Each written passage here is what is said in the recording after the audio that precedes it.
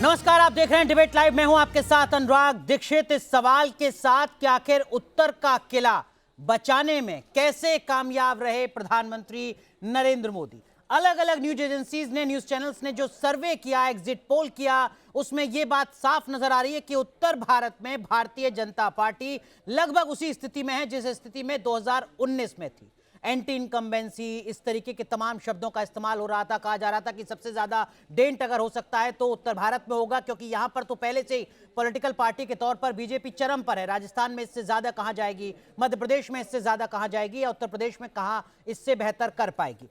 14 राज्य जो उत्तर भारत के हैं, जिसमें केंद्र शासित राज्य भी हैं, उत्तर भारत के इन 14 राज्यों में कुल 245 लोकसभा सीट हैं। 2019 के लोकसभा चुनाव में भारतीय जनता पार्टी को 208 सीटें मिली थीं। न्यूज नेशन के 2024 के सर्वे के हिसाब से 245 सीटों में से 199 सीटें साफ साफ मिलती नजर आ रही हैं। इससे इतर 5% का मार्जिन ऑफ एरर भी है, यानी अगर वो प्लस में जाता है तो लगभग 2019 के आंकड़े पर ही भारतीय जनता पार्टी पहुंचती नजर आ रही है। इसीलिए यह सवाल कि क्या वाकई आसान रहा होगा भारतीय जनता पार्टी के लिए उत्तर के अपने किले को बचाए रखना मजबूती के साथ। इस मुद्दे पर बात करने के लिए हमारे साथ एक खास पैनल जुड़ रहा है। भारतीय जनता पार्टी के प्रवक्ता गुरु प्रकाश जी हमारे साथ जुड़ रहे हैं, कांग्रेस पार्टी के प्रवक्ता राजकुमार वेरका जी हमारे साथ जुड़ रहे हैं, हमारे साथ वरिष्ठ पत्रकार राहुल देव सर जुड़ रहे हैं, और political analyst NK Singh sir भी जुड़ रहे हैं। एनके सर, उत्तर भारत की बात कर रहे हैं आज हम डिबेट लाइव में। हर कोई ये कह रहा था सर देखिए ये स्थिति नहीं हो सकती जो स्थिति 14 और 19 में रही है। अगर उसके बाद भी यही स्थिति उत्तर भारत में नजर आ रही है, 1-2 सीटें ऊपर नीचे, क्या इसके पीछे के बड़े फैक्टर आपको नजर आते हैं सर?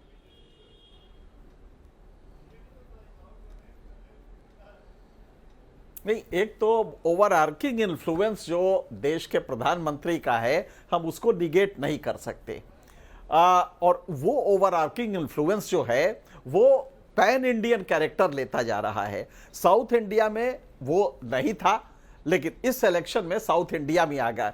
यहां पे 40,000 जो हमारा सैंपल साइज है, उसमें हमने कोशिश की है कि नॉर्थ इंडिया में चूंकि कैरेक्टरिस्टिक्स जो है समाज का वो ब्रॉडली एक ही तरह का होता है, तो नॉर्थ इंडिया में हमें उतना नहीं मेहनत करनी पड़ी जितना साउथ इंडिया में करनी पड़ी, क्योंकि रीजनल वेरिएशंस थे। तो नॉर्थ इंडिया में, लेकिन फिर भी सैंपल साइज हमारा काफी बड़ा था, और जो कास्ट फैक्टर था उसको हमने काफी ज्यादा तरजीह दी है, फैक्टर इन किया है जी। यहां पे अगर आप देखें तो 5% ही हमने एरर मार्जिन लिया है जी, सिर्फ इसलिए कि हम ज्यादा एक्यूरेट अपने को मानते हैं, और बाकी लोग जो अगर आप देखें तो वो 10% मार्जिन लेके चल रहे हैं। 10% काफी होता है, इसलिए हम लोगों ने एक्यूरेसी पे ध्यान दिया। अब यहां पे आप किला बचाने में बिल्कुल सफल रही है। हमने जो रेंज दिया है वो 296 से लेके 327 तक है जी। नॉर्थ इंडिया में कमो बेश वही स्थिति जो 2019 में थी वो बरकरार रही, और ये क्या ये कम क्रेडिट है कि इतने सब फैक्टर्स के बाद ये इसमें कोई दो राय नहीं है कि अनएम्प्लॉयमेंट बढ़ा है, इसमें कोई दो राय नहीं। हम आज घर से बाहर निकल के सामान खरीदते हैं, महंगाई बढ़ी है। इसके बाद भी अगर बीजेपी अपना टैली वोट परसेंटेज रिटेन कर ले रही है जी, तो मुझे लगता है कि ये एक बड़ा पॉलिटिकल एनालिसिस के लिए एक बड़ा सब्जेक्ट है। और उसके पीछे कारण क्या है जी? ओवरआर्किंग इन्फ्लुएंस जो प्रधानमंत्री का है। अपोजिशन ने अच्छा हिट किया था, कलेक्टिवली आया था, लेकिन उसके बावजूद प्रधानमंत्री का जो अपना इमेज है उसने इन सारे निगेटिव फैक्टर्स को न्यूट्रलाइज कर दिया। बिल्कुल। राजकुमार वेरका साहब, 3 बार तो पंडित नेहरू भी जीत चुके हैं, और इस बार का जो हमारा सर्वे है और बाकी जो सर्वे हैं वो भी कह रहे हैं कि नरेंद्र मोदी भी तीसरी बार जीत रहे हैं। लेकिन एक थोड़ा अंतर है, पंडित नेहरू जब तीसरी बार लोकसभा का चुनाव जीते थे तो उनका मार्जिन कम हुआ था। अब तक के जो सर्वे और एग्जिट पोल आ रहे हैं उसमें नरेंद्र मोदी का जो जीत का मार्जिन है वो घटने की बजाय और बढ़ता जा रहा है। मैं कहीं पढ़ रहा था कि मार्गरेट थैचर और टोनी ब्लेयर भी 3 बार जीते, लेकिन तीसरी बार में उनका भी जो मार्जिन है जीत का वो कम हुआ था, नरेंद्र मोदी का बढ़ रहा है। क्या इसके पीछे की वजह आपको नजर आती है? आप विपक्ष में है, आलोचना करेंगे, लेकिन फिर भी एक स्वस्थ आलोचना। देखिए, मैं समझता हूं कि यहाँ तक आप कह रहे हैं कि उनका मार्जिन बड़ा है, उनकी गिनती बड़ी है। मुझे लगता है कि ये लोग आज जो जिस इशू को लेकर चल रहे हैं, क्योंकि वो धार्मिक इशू को लेकर के बात करते हैं, लोग महंगाई की बात करते हैं, लोग बेरोजगारी की बात करते हैं। ये लोगों के रीजनल इश्यू थे, जो रीजनल इश्यू को टच नहीं किया गया और इमोशनली ब्लैकमेल करके वो इलेक्शन को हथियाने की कोशिश जरूर की गई है। लेकिन मैं आपको ये स्पष्ट कह दूं कि कल का दिन बाकी है। परसों जैसे ही नतीजे सामने आएंगे और ना ही इन्हें खुदा मिलेगा न विसाले सनम, क्योंकि ये स्पष्ट नजर आ रहा है मुझे कि ये जो सर्वे हैं, जी। ये सर्वे पहले भी कई बार जुटाए जा चुके हैं और अब भी मुझे मालूम है कि ये 2024 के जो सर्वे हैं ये उल्ट नजर आएंगे। ठीक है, लेकिन लेकिन गुरु प्रकाश, बिहार और उत्तर प्रदेश की मैं बात आपसे करता हूं। क्या आपको लगता है कि उत्तर प्रदेश में बीजेपी के लिए एक प्लस पॉइंट ये रहा कि नरेंद्र मोदी के साथ योगी आदित्यनाथ की जोड़ी रही, लॉ एंड ऑर्डर के मुद्दे पर खासकर, साथ ही साथ जो छोटे छोटे दल थे उनको भी आपने जोड़ा, चाहे वो जयंत चौधरी की आरएलडी हो, चाहे वो सुखदेव राजभर की सुपासपा हो, चाहे वो महान दल हो, और जो बाकी नेता थे अलग अलग राजनीतिक दलों के, धनंजय सिंह से लेकर अभय सिंह और तमाम नेता, उन्होंने भी सपोर्ट किया। वही स्थिति बिहार में भी आपको नजर आती है क्या? जो रूट कर चले गए थे वो चुनाव से पहले वापस आ गए, नीतीश कुमार, चिराग पासवान, जीतन राम मांझी और तमाम जो सहयोगी दल हैं, और प्रधानमंत्री नरेंद्र मोदी ने खुद मोर्चा संभाल रखा था बिहार का। मुझे बताया मेरे सहयोगी ने, ऐसा पहली बार हुआ है कि पटना में रोड शो किया है भारतीय जनता पार्टी ने, प्रधानमंत्री ने 16 रैलियां की हैं बिहार में। यूपी और बिहार में क्या आपको लगता है ये दो बड़े फैक्टर हैं गुरुप्रकाश? नहीं, निश्चित रूप से अनुराग जी, हम लोगों का मानना है, और आपने बहुत अच्छा कहा कि उत्तर प्रदेश, देखिए उत्तर प्रदेश का उदाहरण अगर 2014 से हम लोग देखें तो 2014 के सामान्य चुनाव हो, 2017 का विधानसभा चुनाव हो, 2019 का लोकसभा चुनाव हो और 2022 का उत्तर प्रदेश का विधानसभा चुनाव हो, लगातार प्रधानमंत्री जी की लोकप्रियता हो, भारतीय जनता पार्टी की आम जन में स्वीकार्यता हो, उसमें एक वृद्धि हम लोग देख रहे हैं, उसमें कोई दो राय नहीं है। बिहार की बात करिए, बिहार भी जहां तक लोकसभा की बात है अनुराग जी, 2009 के लोकसभा चुनाव से लेकर के 2024 के लोकसभा चुनाव तक हमें 30, 32, 33 और पिछले बार तो 39 सीट का जनादेश बिहार की जनता ने दिया था। तो लॉ एंड ऑर्डर जैसा आप कह रहे हो क्या मुद्दा है, नरेंद्र मोदी जी की विश्वसनीयता, मुझे लगता है कि उस पे ये एक ऐसी करेंसी हो गई है आज की डेट में जो पैन इंडिया, जैसा कि एनके सर ने कहा कि विंध्याचल के पहले पहले हमारी पार्टी की आलोचना होती थी, कहते थे विंध्याचल के बाद क्या, विंध्याचल के बाद क्या, लेकिन कल से जब से एग्जिट पोल के नतीजे शुरू आने आए तब से हमारे वोट शेयर के प्रतिशत में एक बहुत अच्छी सकारात्मक बढ़ोतरी और वृद्धि दक्षिण के राज्यों में मिल रही है। उत्तर प्रदेश, बिहार और पूर्व में आप देखिएगा तो उड़ीसा और बंगाल, उड़ीसा, बंगाल, उत्तर प्रदेश और बिहार निश्चित रूप से हमारे लिए एक सुखद समाचार, एक सकारात्मक दिशा में लेकर के राहुल सर, हम थोड़ा उत्तर भारत के राज्यवार स्थिति को समझने की कोशिश कर रहे हैं। सर, मैं आपसे मध्य प्रदेश की बात करूंगा। मध्य प्रदेश में तो संघ की गहरी पैठ रही है बहुत लंबे वक्त से। अभी हाल ही में एक बीजेपी ने अभियान चलाया था, बाकी दलों के नेता कितना बीजेपी को ज्वाइन करते हैं। मैं पढ़ रहा था 3 महीने में 2.5 लाख नेताओं ने बीजेपी को ज्वाइन किया था, उनमें 90% कांग्रेसी थे। सुरेश पचौरी जैसे जो दिग्गज नेता थे वो बीजेपी में आए, कमलनाथ आते आते रह गए। इंदौर में कैंडिडेट को तोड़कर मनोवैज्ञानिक जीत बीजेपी ने यहां बनाई, और तमाम एंटी इनकम्बेंसी के बीच हाल ही में मध्य प्रदेश का विधानसभा चुनाव जीता। कार्यकर्ताओं का मनोबल बढ़ा होगा। आपको लगता है यही एक बड़ी वजह है जिसके चलते 28 सीटें एक बार फिर जीत रही है बीजेपी एमपी में? देखिए, मध्य प्रदेश उत्तर भारत में मैं कहूंगा कि संघ और भाजपा दोनों का सबसे मजबूत गढ़ रहा है, शायद एक तरह से उत्तर प्रदेश से भी ज्यादा जी। और उसने लगातार ये दिखाया है कि वो वहां पर उसकी जड़ें और गहरी हुई हैं, कमजोर नहीं हुई हैं। और हम ये भी देख रहे हैं कि बहुत से प्रदेशों में उत्तर भारत में तो ये जहाँ पर पारंपरिक हम मानते हैं कि यहाँ पे जो आधार था भारतीय जनता पार्टी का वो बढ़ा ही है, कम नहीं हुआ है। पिछले 1 दशक में उसने जो सोशल इंजीनियरिंग की है, जिन जातियों को, उपजातियों को और वर्गों को नए सिरे से अपने साथ जोड़ा है जो पहले उसके साथ नहीं थे, तो उसने जो सामाजिक न्याय पर आधारित पार्टियां थी उनका जनाधिकार, उनका आधार भी अपनी तरफ लिया है, उनके वर्गों को अपनी ओर खींचा है। कांग्रेस को जो वर्ग पारंपरिक रूप से समर्थन करते थे उनके एक बड़े हिस्से को उसने अपनी ओर खींचा है। और एक तरह से काफी हद तक इन दोनों बड़ी पार्टियों या बड़े मतलब विचारधाराओं को, सामाजिक न्याय की विचारधारा और कांग्रेस की विचारधारा, इनको विस्थापित किया है कई जगह बहुत बहुत गहराई से और बहुत सोच समझ के, जिसे सोशल इंजीनियरिंग कहा जा रहा है। उसने इस तरह के नेताओं को चुना है, उनको अपने यहाँ लाए हैं वो बहुत बड़ी संख्या में, और सबके लिए दरवाजे खुले रखे उन्होंने, और बहुत स्ट्रेटेजिक जगहों पर इन जातियों, उपजातियों और वर्गों के नेताओं को पद देकर, उनको सम्मान देकर उनको अपनी ओर खींचा है, कहीं पर पद और बिल्कुल। मंत्री पद देकर, टिकट देकर, कहीं पर उनके बड़े नायकों को सम्मानित करके, चाहे जी। वो भारत रत्न का मामला हो या पद्मश्री और पद्म पुरस्कारों का मामला। आ, और जो हिंदी प्रदेशों से बाहर के प्रदेश है, वहां पर हम देख रहे हैं कि बीजेपी धीरे धीरे कांग्रेस को विस्थापित कर रही है। जी सर। उड़ीसा उसका एक बहुत बड़ा बिल्कुल उदाहरण है। बिल्कुल सर, लेकिन आज बात सिर्फ उत्तर भारत की हो रही है। एनके सर, एक और बड़ा राज्य उत्तर भारत का राजस्थान। राजस्थान में पिछली बार 24 सीटें मिली थी बीजेपी को, इस बार हमारे सर्वे में 22 सीटें मिल रही हैं। 2 सीट का ही सिर्फ फासला है, 5% का मार्जिन ऑफ एरर भी है। राजस्थान में जहां कहा जा रहा था कि 6 से 8 सीटों का नुकसान हो सकता है बीजेपी को, ऐसा नहीं हो रहा है। इसके पीछे की क्या बड़ी वजह नजर आती है सर? क्या आपको लगता है कि जाट, गुजर, मीणा, दलित का जो जातीय मेल है उसको साधने में बीजेपी कामयाब रही? वसुंधरा राजे को बहुत ज्यादा जमीन पर नहीं उतारा, ये सोचकर कि हो सकता है कि उनसे जनता नाराज हो, उनको शांति रखा जाए, अपने क्षेत्र में ही रखा जाए। सीएम और डिप्टी सीएम को जिस तरीके से साधा गया जातीय आधार पर, उसका फायदा मिला बीजेपी को?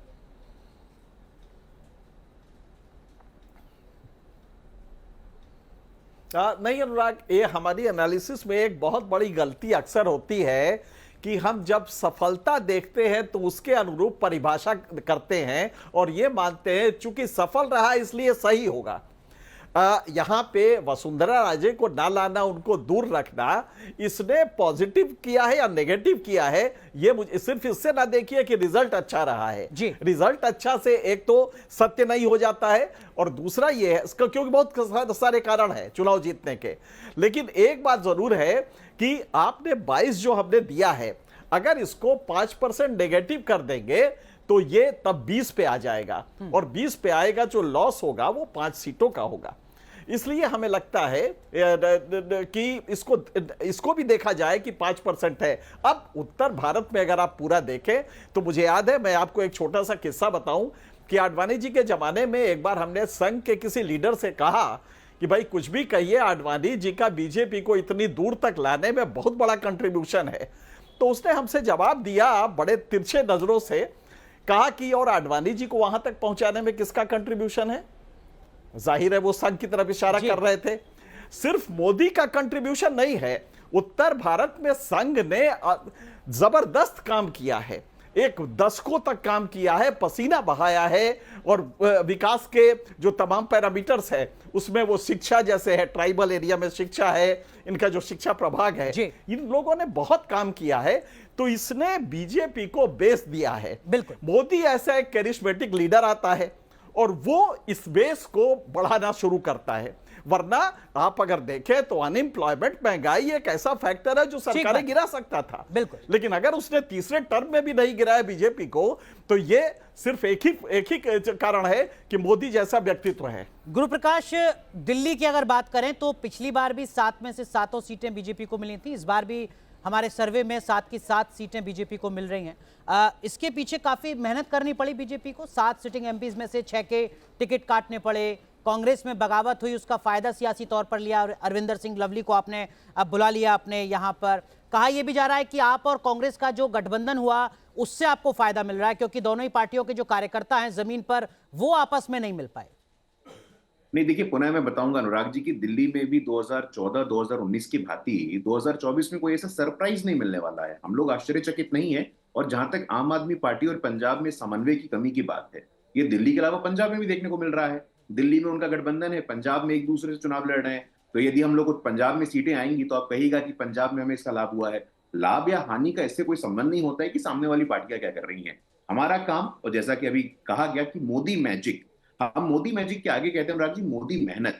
और मोदी मेहनत में क्या आता है? मोदी मेहनत में 4 करोड़ आवास आता है, मोदी मेहनत में 50 करोड़ से अधिक बैंक के खाते आते हैं, मोदी मेहनत में 12 करोड़ शौचालय आते हैं, मोदी मेहनत में 55 करोड़ मुद्रा के लोन के लाभार्थी आते हैं। तो मुझे लगता है मोदी मैजिक तक इस पूरे के पूरे नतीजों को रोक देना, ये कहीं ना कहीं नतीजों के साथ अन्याय होगा, भारत के जनता के सामूहिक चेतना के साथ अन्याय होगा। क्योंकि जब हम चुनावों में नतीजों की बात करते हैं तो हमारे सामूहिक चेतना का प्रकटीकरण होता है। तो सिर्फ ये कह देना कि मोदी का व्यक्तित्व है, मोदी का मैजिक है, मोदी मैजिक है तो मोदी मेहनत भी है, वेलफेयर भी है, डिलीवरी भी है, सामाजिक न्याय भी है। लेकिन राजकुमार बेरका साहब, पंजाब और हरियाणा की अगर बात करें, आप वहीं से आते भी हैं, हरियाणा में तो 3 सीटों का नुकसान हो रहा है भारतीय जनता पार्टी को। पिछली बार 10 थी, इस बार 7 हम दे रहे हैं अपने सर्वे में। पंजाब में स्थिति वही है, पिछली बार भी 2 सीटें थी, इस बार भी 2 ही सीटें हैं। पंजाब में अलग यह है कि भारतीय जनता पार्टी ने तय किया कि हम अकेले चुनाव लड़ेंगे, देखा जाएगा जो होगा। और पंजाब और हरियाणा के तमाम दिग्गज नेता जो कांग्रेस के थे, उन्होंने बीजेपी में शामिल होना बेहतर समझा, फिर चाहे वो अशोक तंवर से लेकर नवीन जिंदल हो। हरियाणा में या पंजाब में भी बड़ी लिस्ट है। बेरका साहब जी, देखिए मैं महसूस करता हूं कि आप का सर्वे में देख रहा हूं, लेकिन एक बात स्पष्ट है कि आज मोदी जी की इतनी क्रेडिबिलिटी होती या बीजेपी की इतनी क्रेडिबिलिटी होती तो वो अपने लोगों के ऊपर दांव खेलते ना। अगर मोदी जी के नाम पे होता तो दिल्ली में सारे के सारे एमपीओ की टिकटें ना काटते, और पंजाब में बाहर से लाकर के लोगों को वो टिकटें दे रहे हैं। बहुत से देश के कोने कोने से लोगों को उठा उठा करके टिकटें दे रहे हैं, और नारा 400 पार का और उम्मीदवार उधार का, उधार के उम्मीदवारों के ऊपर दांव खेल रहे हैं। और मुझे इस सर्वे पे डाउट इसलिए आ रहा है कि भैया उनके पास तो अपना कैंडिडेट खड़ा करने के लिए भी नहीं है, तो वो कहां से जीत पाएंगे। और कल का टाइम बाकी है, परसों बताएंगे नतीजे। ठीक है, लेकिन एनके सर, उत्तर भारत की चूंकि हम सिर्फ बात करें, गुरुप्रकाश कुछ कहना चाह रहे हैं। गुरुप्रकाश, ये बार बार अनुराग जी कहा जाता है कि उम्मीदवार बदल गए, उम्मीदवार बदल गए। देखिए, भारतीय जनता पार्टी ने दिल्ली में जो उम्मीदवार दिए हैं वो उम्मीदवार भारतीय जनता पार्टी के कार्यकर्ता हैं, उसमें बाहर का कोई व्यक्ति नहीं है। और हमारे यहाँ भाई साहब आपको ये समझने की आवश्यकता है कि हम 17 करोड़ की पार्टी हैं। एक पीढ़ी जाएगी तो दूसरी पीढ़ी आएगी, तो उम्मीदवार या प्रत्याशी को बदलने को भारतीय जनता पार्टी की हताशा से मत जोड़िए। हमारे पास हमारा बेंच स्ट्रेंथ बहुत है, हमारा पूल बहुत बड़ा है। लेकिन गुरुप्रकाश, ये तो सच बात है ना कि 100 सिटिंग सांसदों के टिकट आपने काटे क्योंकि आपको लग रहा था कि कहीं कुछ गड़बड़ ना हो जाए। अनुराग जी, सिटिंग सांसदों के टिकट नहीं काटेंगे तो हम लोग टीवी पे ही बात करते रहेंगे। हम लोग सदन में कब जाएंगे? नए लोग सदन में कब जाएंगे? नए लोगों को तो सदन में आना आवश्यक है ना। तो पुराने लोग रिटायर होते हैं, नए लोग आते हैं। बहुत ही सहज, सरल और स्वाभाविक सी प्रक्रिया है, इसमें अनावश्यक राजनीति देखने से बचना है। एनके सर, ये जो उत्तर भारत में भारतीय जनता पार्टी को लगभग 2019 जैसी ही तस्वीर एक बार फिर देखने को मिल रही है, क्या इसमें आपको लगता है कि विपक्ष की कमजोरी भी बीजेपी की जीत की एक बड़ी वजह है?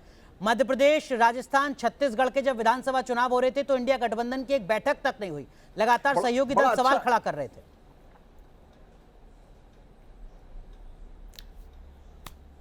बड़ा अच्छा सवाल किया अनुराग, ये मेरे दिल के करीब है सवाल।